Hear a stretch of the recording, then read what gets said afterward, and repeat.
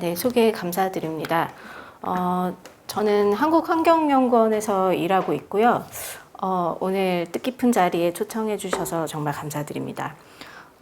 저는 주로 이제 국가 대기 관리 정책에 대해서 좀 연구를 하고 있어서 오늘 이제 최근의 국가 대기 관리 정책 동향에 대해서 좀 소개를 드리고, 제가 생각하는 강원 지역의 몇 가지 이슈들에 대해서 좀 말씀을 드리도록 하겠습니다. 아시는 분들도 많겠지만 이제 최근에 2010년대 들어서 굉장히 국민들이 이제 미세먼지 문제에 관심을 많이 갖게 되었고, 이제 미세먼지가 발암물질이다라는 이야기도 종종 나오고, 또 이제 그 미세먼지 예보제를 2014년에 시작을 하게 되면서 이제 굉장히 많은 관심을 갖게 되었고, 우리가 좀 국가적으로 이제 항상 뭐 대기 오염에 대해서는 이야기를 해왔지만, 특히나 이제 미세먼지에 대해서 조금 관심을 가지고 관리를 해보자라는 이야기들이 많이 있었습니다. 그래서 그런 논의 하에서 이제 그 여러 가지 국가 단위에서의 대책들이 마련이 되고 추진이 되었습니다. 사실 뭐 그 이전에도 이제 대기오염 관리라는 목표를 가지고 대기오염 개선이라는 목표를 가지고 국가가 이제 여러 가지 대책들을 추진을 해왔지만, 말씀드린 것처럼 2010년대 들어서는 굉장히 이제 국민들이 진짜 우리의 건강과 직결되는 문제로 인식하기 시작하면서 이제 많은 요구들을 하셨고, 그래서 이제 정부에서도 환경부를 중심으로 여러 가지 대책들을, 굉장히 조금 강도 높은 대책들을 마련을 하고 추진을 하였습니다. 그래서 이제 최근 10년 정도 사이에 이제 추진되었던 대책들을 조금 말씀을 드리면요. 그 제2차 대기환경 개선 종합계획이라는 것이 이제 2016년부터 2025년까지 이제 매 10년마다 추진이 되는데, 1차에 이어서 제2차가 이제 2016년부터 추진이 되기 시작했습니다. 이 대기환경 개선 종합계획이라는 것은 이제 미세먼지뿐만 아니라 그 황산화물, 질소산화물, 그리고 뭐 VOC, 암모니아, 이런 여러 가지 물질들을 다 이제 종합적으로 다루는 대책이라고 할 수가 있고요. 그런데 이제 사실은 미세먼지라는 그 키워드가 굉장히 핫했기 때문에 그 미세먼지 관리에 조금 초점을 맞춘 미세먼지 관리 특별 대책이 2016년에 처음으로 수립이 되었습니다. 그래서 이 2016년 이후에 매년 이제 그 미세먼지에 대한 대책들이, 국가 단위의 대책들이 수립이 되었는데, 그것에 이제 거의 조금 이 여러 가지 대책들이 나왔지만 이제 조금 국민들의 눈높이에 맞지 않다 해서 조금 좀 체계적이고 제대로 만들어 보자라고 했던 것이 이제 2018년, 2019년에 이제 정부가 바뀌면서 이제 미세먼지 문제를 끝장을 보겠다라는 취지에서 이제 여러 가지 대책들이 만들어졌고, 그거에 이제 좀 총망라한 대책이 제1차 미세먼지 관리 종합계획이라고 할 수 있습니다. 그래서 이것은 이제 2020년부터 2024년 올해까지 이제 추진이 되어 온 1차 미세먼지 관리 종합계획이 수립이 되었고요. 이 미세먼지 관리 종합계획 수립과 함께 그 미세먼지 특별법이라는 것이 2018년 8월에 제정이 되어서 2019년 2월부터 시행이 되었습니다. 이 미세먼지 특별법뿐만 아니라 이제 미세먼지와 관련된 8개의 법률들을 새로이 제정하거나 기존의 법률을 좀 개정하거나, 이런 것들이 이제 2019년에 이루어졌고요. 그리고 이제 비상상시 미세먼지 관리 강화 대책이라고 해서 이제 특히 그 고농도 미세먼지가 발생했을 때 그것을 어떻게 관리할 것인가에 대한 대책도 이 시기에 마련이 되었습니다. 그리고 많은 분들이 아실 만한 대책으로 또 미세먼지 계절관리제라는 것이 있는데, 미세먼지 고농도가 이제 빈발하는 겨울철, 그러니까 12월부터 그리고 이른 봄철 3월까지 이제 특별히 더욱 강화된 대책을 추진한다는 그 미세먼지 고농도 시기 대응 특별 대책, 이른바 미세먼지 계절관리제가 2019년에 또 수립이 되었습니다. 그래서 이 2019년, 어찌 보면 이 2019년을 기점으로 기존에 이제 여러 가지 대책들이 나왔지만 조금 더 이제 체계적이고 전국 단위의 그 미세먼지와 미세먼지의 전구 물질들을 조금 종합적으로 다루고 이제 감축 목표량까지 설정하는 그런 대책이 이제 2019년에 마련되었다고 볼 수가 있고요. 그래서 그런 것들이 쭉 추진이 되었는데 또 하나의 이제 중요한 대책으로서 그 대기관리 권역별 대기환경관리 기본계획이 2020년 초에 수립이 되었습니다. 이것은 기존에 사실은 우리나라의 인구가 이제 집중되어 있는 그 인구와 뭐 여러 가지 그 자동차들이 이제 밀집되어 있는 수도권에 대해서만 조금 특별히 권역 관리를 했었는데 이것을 수도권만으로는 부족하다 해서 이제 그 미세먼지의 배출과 고농도가 빈발하는 그런 권역들을 4개 권역을 3개 권역을 추가하는 그런 대기관리 권역별 대기환경관리 기본계획이 이제 2020년에 수립이 된 것입니다. 이거는 이제 수도권 중심에서 이제 좀 전국적으로 관리를 하겠다라는 이제 메시지를 주는 계획이라고 할 수가 있고요. 이 대기관리 권역 대책을 추진하기 위해서 또 대기관리 권역 특별법이 2020년 4월부터 시행이 되었습니다. 그리고 이제 조금 열심히 추진을 하다가 이제 2022년에 그 제2차 대기환경 개선 종합계획을 이제 새로 개정하는 제3차 대기환경 개선 종합계획이 조금 당초 계획보다는 조금 앞당겨서 2023년부터 2032년까지의 10년간의 이제 추진을 계획하는 제3차 대기환경 개선 종합계획이 수립이 되었고요. 지금으로서는 이제 대기 분야의 가장 최신 계획이 이 제3차 대기환경 개선 종합계획이라고 할 수 있습니다. 그리고 이제 정확히 대기 분야는 아니지만 대기와 또 밀접한 관련이 있는 기후 분야와 이제 온실가스 분야에서의 또 중요한 계획이 2023년 3월에 수립이 됩니다. 이건 이제 요즘 그 기후 위기라는 말을 많이 들어보셨을 것 같은데요. 전 세계적으로 이제 기후 위기에 대응하기 위해서 2050년 뭐 어떤 나라는 2060년이기도 하지만 2050년까지는 우리가 탄소 중립 목표를 달성을 해야 한다라는 선언들을 이제 세계 각국에서 했고 우리나라도 이제 거기에 동참해서 2050년까지 탄소 중립을 달성하겠다라는 목표를 선언하고 이제 그 탄소 중립 목표 달성을 위한 여러 가지 계획들을 수립한 것이 2023년 3월입니다. 그래서 사실은 최근 요 2개의 계획들이 이제 지금 진행되고 있는 그리고 이제 올해가 마지막이긴 하지만 제1차 미세먼지 관리 종합계획까지 해서 요 3개의 계획들이 지금 대기 분야 또는 이제 기후 조금 더 넓혀서는 기후 분야에서 추진되고 있는 가장 최신의 계획들이라고 할 수 있습니다. 그리고 이제 아까 올해까지가 이제 제1차 미세먼지 관리 종합계획이 진행된다고 말씀드렸는데, 그래서 내년부터는 그럼 하지 않는 것이 아니라 내년부터 진행될 제2차 미세먼지 관리 종합계획을 지금 저희 연구원에서 조금 수립을 하고 있고, 그리고 그 2020년부터 시행이 된 대기관리 권역별 대기환경관리 기본계획도 이제 올해로서 그 시기가 끝나기 때문에 내년부터 또다시 5년을 계획하는 제2차 대기환경관리 기본계획을 또 지금 수립을 하고 있는 상황입니다. 그래서 아직 이제 차기 계획은 지금 수립 중인 상황이지만 지금 그래서 올해가 조금 중요한 시기, 어쩌면 중요한 시기일 수도 있을 것 같은데요. 기존에 이제 최근 뭐 5년에서 10년간 열심히 이제 정부 단위에서 했던 것들의 성과를 좀 짚어보고 차기 계획에서는 어떤 것들을 조금 중심적인 내용으로 가져갈 것인가, 이런 것들을 평가하는 것이 굉장히 중요한 시기라고 할 수 있습니다. 그래서 앞서 말씀드렸던 그 대기 분야의 좀 중요한 계획들을 조금 소개를 드리려고 하는데요.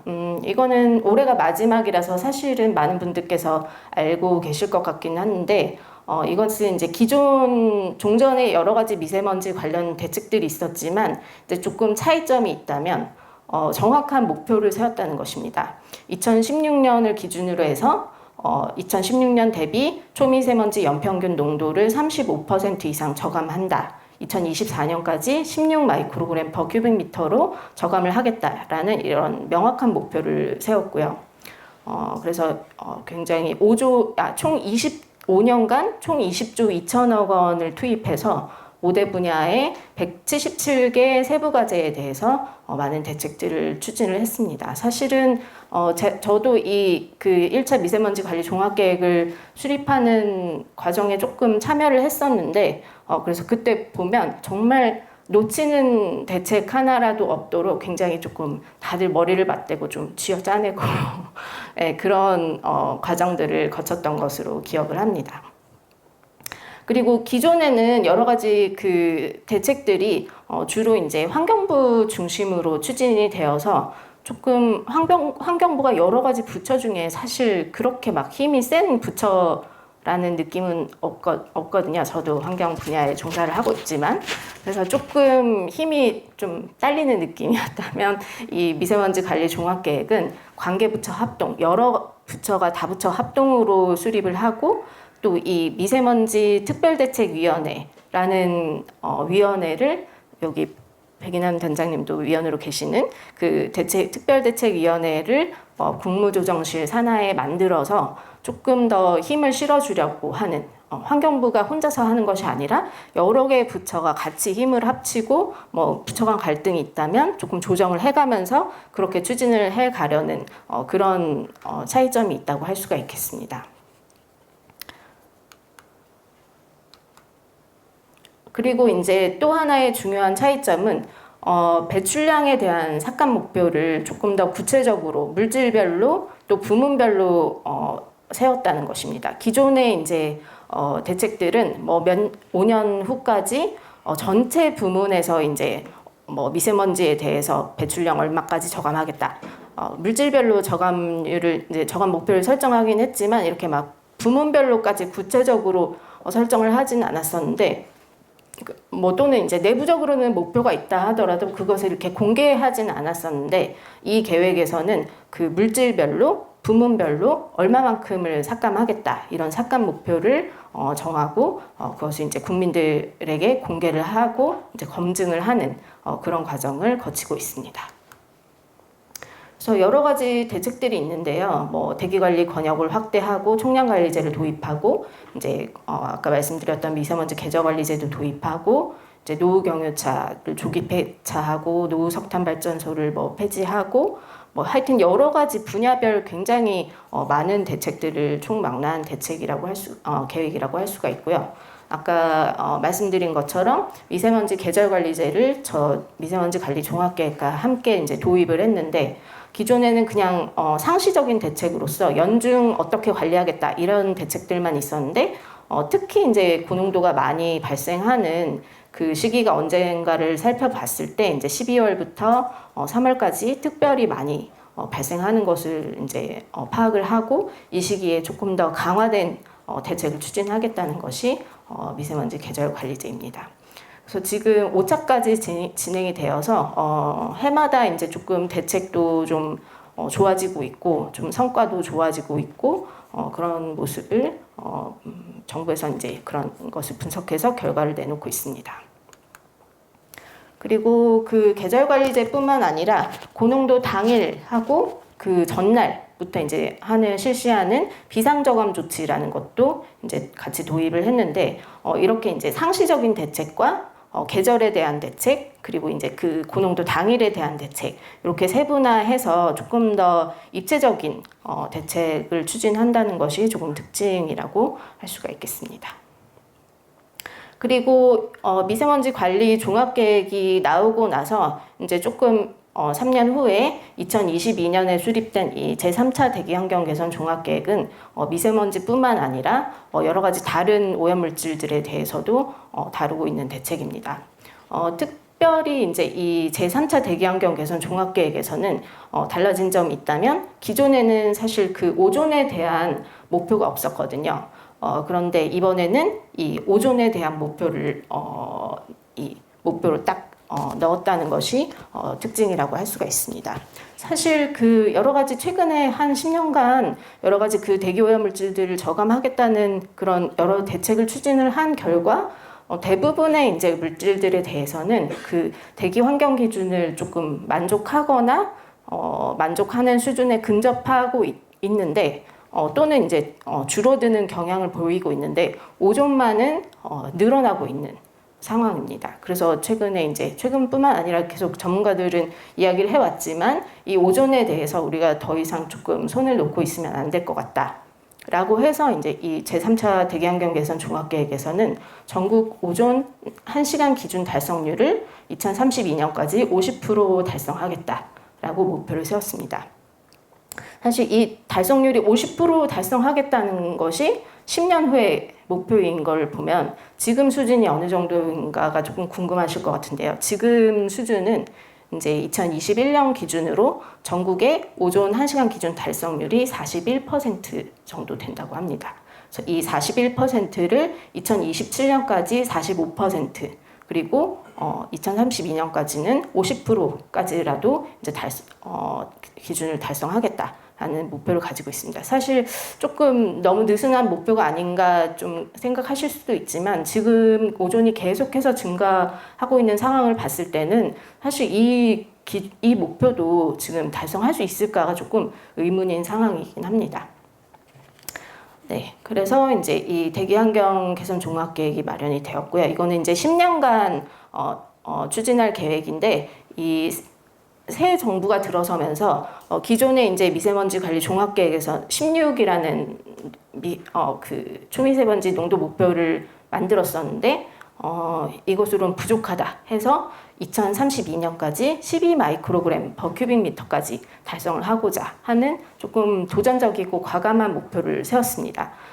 지금 2023년에 제가 조금 이따 보여드리겠지만 연평균 농도가 지금 18 정도 되거든요. 그래서 18에서 12까지 하는 게 사실은 뭐 수치상으로는 얼마 안 돼 보이긴 하지만 굉장히 많은 노력이 필요한 그런 상황입니다. 그래서 지금 저 목표를 달성할 수 있을 것인가, 과연 이것이 현실적인 목표인가에 대해서도 지금 미특위를 중심으로 조금 논의가 오고 가고 있는 상황입니다. 그래서 말씀드린 것처럼 이제 PM 2.5와 오존에 대한 감축 목표를 수립을 했고요.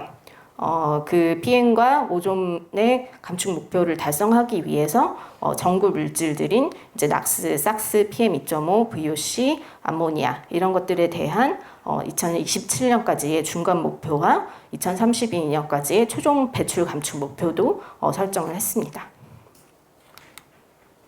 그래서 여기서도 이제 뭐 많은 이제 대책들이 들어가는데 국민 건강 분야, 사업장 분야, 자동차 분야, 생활 주변 배출원 분야, 그리고 이제 뭐 과학 기반 이런 5대 분야별로 여러 가지 대책들이 이제 추진이 될 예정이고요. 네, 그렇습니다. 여기까지 이제 지금 현재 진행하고 있고 가장 최신의 계획들에 대해서 제가 소개를 드렸고요. 그래서 이런 대책들을 추진을 해서 대기질이 과연 얼만큼 개선이 되었는지가 조금 궁금하실 것 같은데요.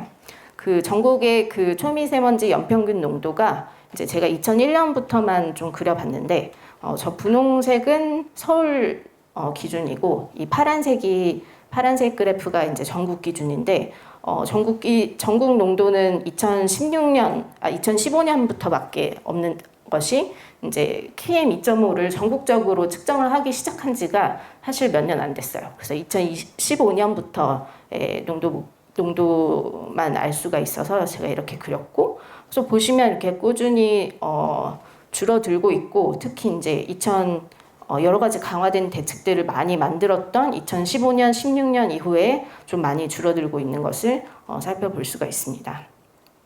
또 특히 이제 전국 농도를 보면 제1차 미세먼지 관리 종합계획이 추진되기 시작한 2019년부터 또 많이 줄어든 것을 볼 수가 있는데, 사실은 여기에 대해서는 이게 이제 정책의 효과인지 또 공교롭게도 이 시기에 우리가 전 세계적인 그 코로나로 인한 팬데믹을 겪었기 때문에 그 팬데믹의 영향인지에 대해서는 아직까지도 의견이 조금 분분한 상황이지만 뭐 어쨌든 이렇게 농도 수준은 그 종합계획 추진 전에 23 정도에서 지금은 18 정도까지 역대 최저값을 기록하는 수준으로 감소를 한 상황입니다.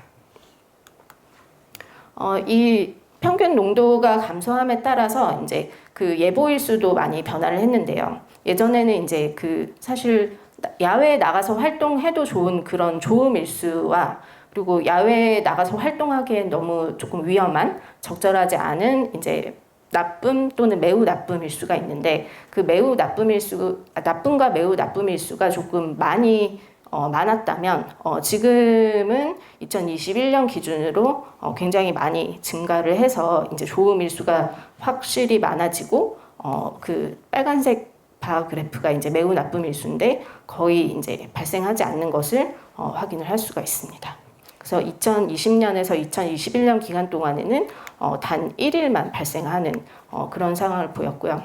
그래서 이런 조금 많이 개선된 것으로 보이는데 이것은 이제 정책 효과일 수도 있고 외부 여건, 그러니까 우리가 열심히 추진한 그 시기에 이제 우리의 풍상 측에 위치한 중국에서도 굉장히 강도 높은 대책을 추진했기 때문에 그 외부 여건 개선 때문일 수도 있고 또 기상 상황이 조금 도와준 것 같기도 하고 이제 뭐 코로나의 영향도 있는 것 같고 여러 가지가 이제 복합적으로 작용해서 나타난 결과로 이제 추정이 되고 있습니다. 이 대기질 개선의 원인에 대해서는 이제 조금 제가 말씀을 드렸는데 시간이 많지 않은 것 같아서 이것은 조금 자료를 참고해 주시고요. 확실한 것은 뭐 여러 가지 많은 외부적인 여건들이 도와주긴 했겠지만 우리의 노력도 사실은 적지는 않았다라는 것을 이제 그 수치로서 확인을 할 수가 있는데요. 2015년부터 21년까지 한국의 이제 전체 1종부터 3종까지의 큰 대형 사업장 등에는 이제 굴뚝 자동 측정기기라는 것을 부착을 해가지고 TMS를 부착해서 이제 준실시간으로 이제 감시를 하고 있는데 그 TMS에서 측정된 그 배출량 자료는 사실 조금 거짓말을 하기 어려운 자료이기 때문에 그 자료를 분석을 해보면 이제 그 기존 수도권에 추가된 그 대기관리 권역인 중부권, 남부권, 동남권까지 해서 이제 전국의 4대 대기관리 권역에서 여기서 이제 배출의 88% 정도를 포괄을 하고 있는데요. 우리나라 배출량에. 그래서 그 전국 대부분 지역을 포괄하고 있는 그 TMS 자료를 살펴보면 이 TMS로 감시하는 대형 사업장과 배출구 개수가 증가했음에도 불구하고 그 배출량을 따져봤을 때 초미세먼지와 황산화물, 질소산화물이 모두 이렇게 저감된 것을 거의 절반 수준으로 저감된 것을 확인을 할 수가 있습니다. 그래서 이런 성과가 있다고 볼 수가 있고요. 아까 제가 2023년, 2024년이 조금 중요한 시기라고 말씀을 드렸던 것 같은데요. 기존의 어떤 열심히 추진한 대책의 성과와 좀 개선점을 살펴보고 앞으로 이제 계획들을 만들어 나가는 것이 굉장히 중요하기 때문에 지금 바로 그런 시기라고 할 수가 있고 그래서 지금 시기가 어떤 시기인지 또 지금 시기에 무엇을 고민해야 될지에 대해서 제가 생각하는 바를 조금 말씀드리고 싶습니다. 이 기후위기 시대 대기환경관리체계 전환 필요라고 제가 제목을 붙였는데요. 이 기후위기라는 용어는 이게 많이 들어본 것 같지만 사실 이게 처음 나온 이 용어 자체가 처음 만들어진 것은 그 2019년에 영국의 그 주요 일간지인 가디언지의 편집장이 우리 이제는 클라이밋 체인지, 기후변화라는 말로는 부족하다. 그래서 지금의 상황을 조금 더 정확하게 설명하고 대중들과 소통하기 위해서는 기후 변화가 아니라 이제 기후 위기, climate emergency라는 용어를 사용해야 한다라고 이제 먼저 제안을 하게 되었고, 2021년에 그 유엔 기후 변화 협약 그 당사국 총회에서 이 용어를 받아들이게 되면서 그때부터 이제 기후 위기라는 말을 이제 조금 통용적으로 사용을 하고 있습니다. 그래서 사실 지금이 기후 변화를 넘어선 어떤 기후 위기 시대라는 것에 이제 많은 전 세계가 조금 공감하고 있는 상황이고 근데 이제 기후 위기와 이제 대기 환경을 어떻게 연관 지어야 하느냐, 왜 기후 위기 시대에 대기 환경이 전환적인 변화를 모색해야 하느냐에 대해서 제가 조금 말씀드리도록 하겠습니다. 이거는 이제 2009년에 제이콥 앤 위너라는 선행 연구에서 이제 이야기한 독보인데요. 그 대기 오염은 그 대기 오염 물질의 많은 배출량과 그 대기질 관점에서의 악기상의 조합으로 인해서 발생하게 되는데, 사실 이 대기 오염 물질을 배출하는 것은 인간 활동에 의한 것이지만 이 대기 오염 물질의 배출뿐만 아니라 여기에 영향을 미치는 악기상의 조합이라는 것이 사실 중요한 요소가 될 수 있습니다. 이 악기상이라는 것은 인간이 컨트롤할 수 없는 그런 요소라고 할 수 있는데, 그렇기 때문에 일반적으로 이제 정책 담당자는 대기 오염 물질의 배출을 줄임으로써 이제 대기질을 조금 깨끗하게 하고자 하는데, 사실은 그 악기상이라는 변수가 있기 때문에 이것이 조금 마음대로 되지 않는 경우가 있습니다. 그래서 이 대기 오염을 유발하는 악기상과 그로 인한 대기 화학 반응의 변화, 그리고 이 악기상과 대기 화학 반응에 미치는 기후 변화의 영향도 굉장히 중요한 영향 요소가 됩니다. 그래서 기후 변화는 환기 속도, 그리고 강수, 이제 건조, 침적, 오염물질 생산이나 손실률, 그다음에 자연 배출량과 배경 농도 등을 변화시켜서 대기질에 영향을 미치게 되고요. 그래서 우리가 대기질을 고민을 할 때 이 기후 변화라는 요소를 필수적으로 조금 고민을 해야 한다라는 말씀을 드리기 위해서 제가 좀 소개한 자료입니다. 이거는 이제 저희 연구원에서 저와 저희 실에 이제 최기철 박사가 함께 3년간 연구했던 그 연구 결과인데요. 2017년까지 말씀드린 것처럼 여러 가지 대책이 추진이 되어서 대기 오염물질은 배출량이 대체로 감소하는 추세를 보이고 있습니다. 그래서 여기에 따라서 이제 그 초미세먼지 농도가 2012년까지 꾸준히 감소를 하다가 이후에는 조금 그 감소 경향이 좀 완만해지면서 조금 변화가 정체하는 그런 모습을 보이고 있습니다. 그래서 저희는 이제 시기를 조금 12년 이전과 12년 이후로 나누어서 조금 분석을 해보았는데요. 그래서 이 정체하는 이 모습에는 이 배출량은 계속해서 감소를 하고 있는데 왜 농도는 이렇게 변화 정체를 하고 있는지가 사실은 저희가 궁금한 포인트였습니다. 그래서 이것은 기상 여건의 변화 때문이 아닌가.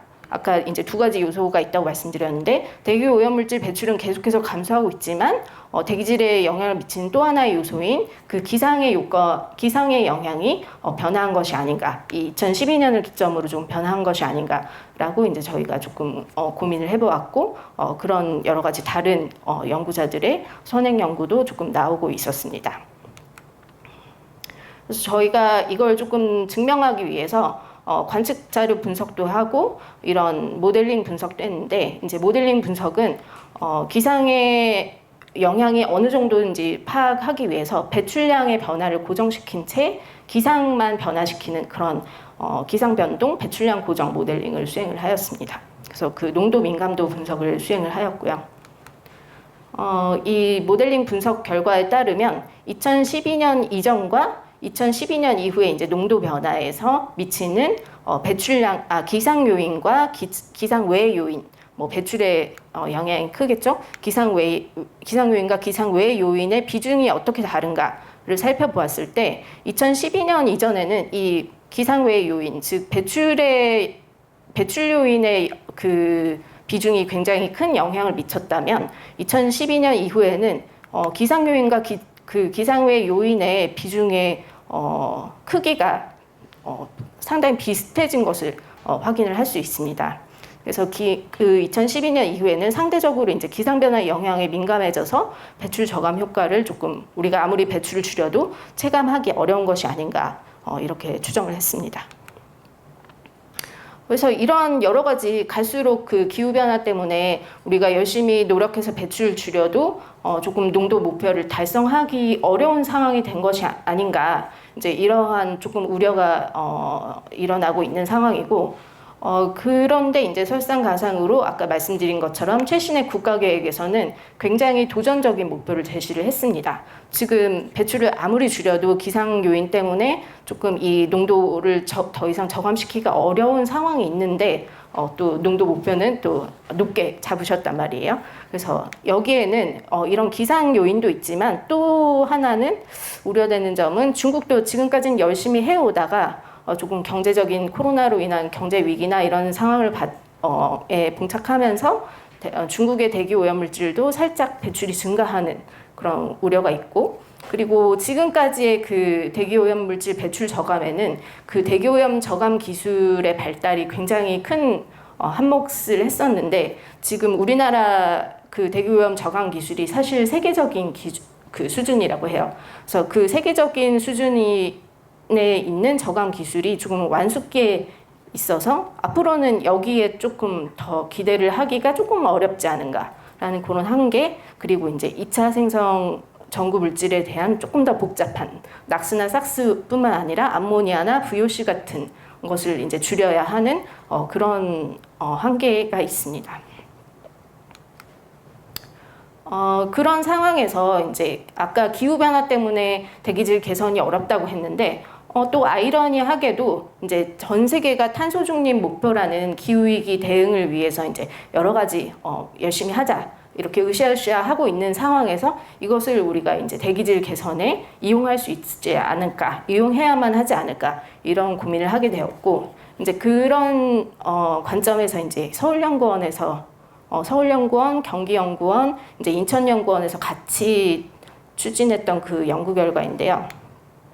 그 유넵의 2023년 연구 결과를 보시면, 우리가 2030년과 2050년에 이제 탄소 중립 시나리오에 의해서 열심히 온실가스 저감을 했을 때 이제 온실가스와 대기 오염물질의 배출이 어떻게 변할 것인가, 이것을 이제 모델링 해본 결과입니다.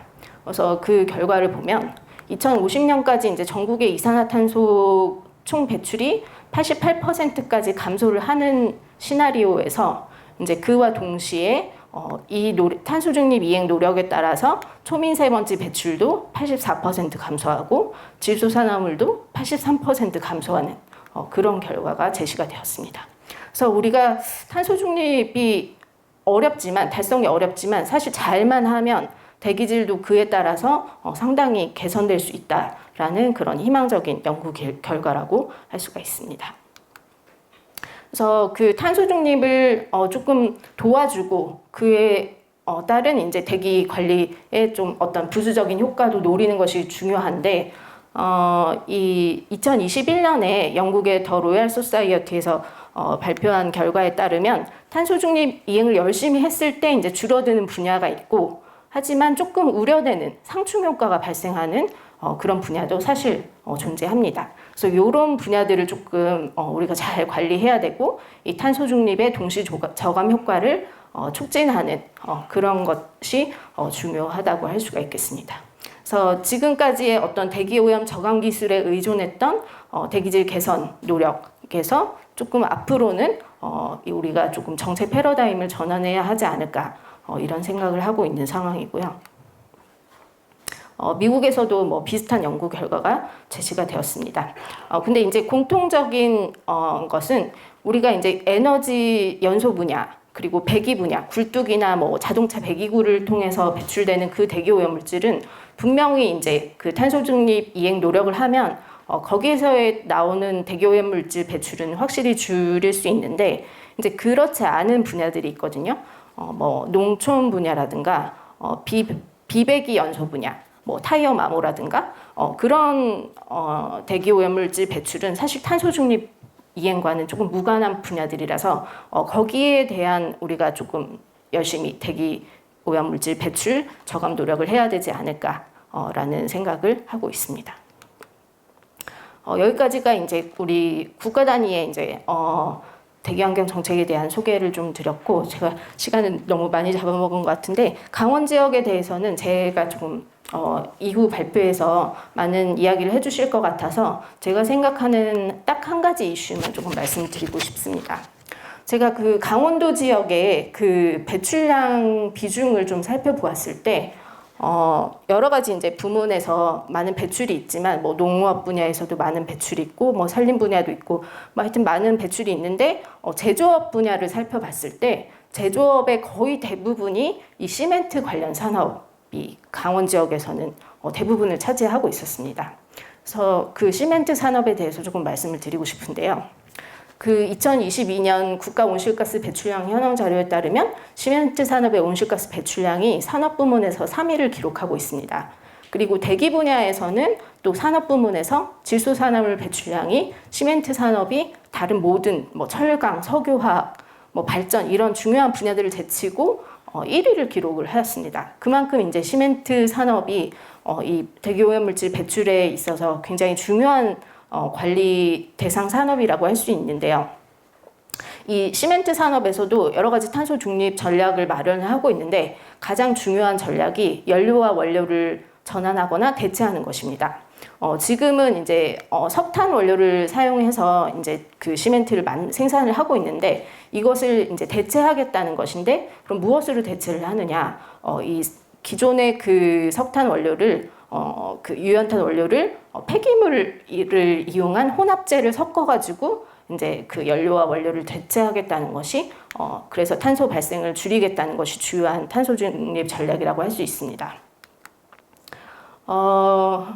그런데 이제 그 대체를 하기 위해서 사용되는 순환 자원의 품질이 조금 우려되는 상황이거든요. 언론에서 좀 들으신 기억이 있을 수도 있지만 이렇게 순환재를 섞어가지고 만들어낸 시멘트의 품질이 조금 굉장히 좋지 않다. 그래서 쓰레기 시멘트다. 이런 말도 있고 그리고 그 혼합재를 섞음에 따라서 탄소 온실가스 발생은 줄어들 수 있지만 여러 가지 유해한 대기오염물질이 발생해서 오히려 좋지 않다라는 좀 지적 우려도 있는 상황이고요.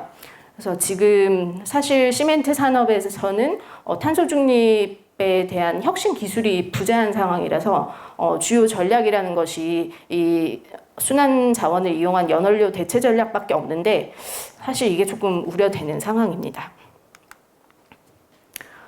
그래서 제가 이제 이 그래프는 강원 지역은 아니고 그 충북 지역의 한 공장에서 TMS로 측정된 배출량을 제가 좀 분석을 해봤는데 여러 가지 이제 대기오염 저감 설비를 붙였기 때문에 먼지하고 염화수소는 2015년부터 2022년까지 상당히 줄어들고 있는 것을 확인할 수 있습니다. 그런데 이 빨간색 바가 뭐냐면 그 염화수소라는 것인데요. 이 염화수소의 양은 다 먼지와 질소산화물과는 달리 굉장히 많이 증가하고 있는 것을 확인할 수가 있습니다. 이 염화수소라는 것이 뭐냐면 이게 물에 녹으면 염산이 되는 그런 유해한 가스이거든요. 그래서 인체가 흡입을 했을 때 굉장히 좀 심하면 사망에 이를 수도 있는 그런 유해한 대기오염 물질이라고 할 수 있는데 이 염화수소가 왜 늘어나고 있는지를 봤을 때는 그 대체 연료로 사용하고 있는 것 중에 가장 비중이 높은 것이 폐합성 수지인데 쉽게 말씀드리면 이제 폐플라스틱과 폐비닐이라고 할 수 있습니다. 근데 이 우리나라에서 생산되는 그 폐합성 수지들이 염소 성분 함유량이 상당히 높은 상황입니다. 그래서 그 연료 대체를 하면 할수록 이 염화수소 발생은 이렇게 증가하는 것이라고 할 수가 있겠죠. 그래서 앞으로 이런 염소 제거 설비 구축이라든가 비염소계 합성 수지를 선별한다든가 이런 여러 가지 조금 제도나 지원책이 마련될 필요가 있을 것 같습니다. 그리고 이제 시멘트 산업이 왜인지는 모르겠지만 제가 지금 계속 살펴보는 상황인데 우리 그 여러 가지 배출 허용 기준들이 있거든요. 주요 대기오염 물질들에 대한 배출 허용 기준들이 업종별로 물질별로 다 설정이 되어 있는데 이 시멘트 산업에 대해서는 일산화탄소 기준과 총탄화수소 등의 기준이 누락이 되어 있습니다. 국외에는 그럼 이런 기준이 없냐? 이렇게 봤을 때 그렇진 않고 일산화탄소 기준은 없는 나라가 대부분이긴 하지만 그 일산화탄소 기준을 좀 대체할 수 있을 그 총탄화수소 기준 등은 대부분의 국가에서 가지고 있는데 우리나라는 아직 여기에 대한 배출허용 기준이 없는 상황입니다. 그리고 이제 낙스 기준도 조금 국외나 우리나라의 다른 업종에 비해서 상당히 완화되어 있다라는 지적이 지금 있는 상황이라서 정확한 실태 파악이 필요하다고 할 수 있습니다. 그리고 이게 이제 제가 오늘 좀 마지막으로 말씀드리고 싶은 사항인데요. 아까 2020년에 대기환경 대기관리 권역 특별법이라는 것을 만들어서 기존에 이제 수도권을 중심으로만 관리했던 것을 이렇게 중부권, 남부권, 동남권 이렇게 세 개 권역을 추가를 해서 우리나라를 이제 전국에 대해서 열심히 관리를 하겠다라는 것이 대기관리 권역 특별법과 대기관리 권역 종합계획의 요지라고 할 수 있습니다. 근데 사실 이 대기관리 권역에 강원 지역은 속해 있지가 않습니다.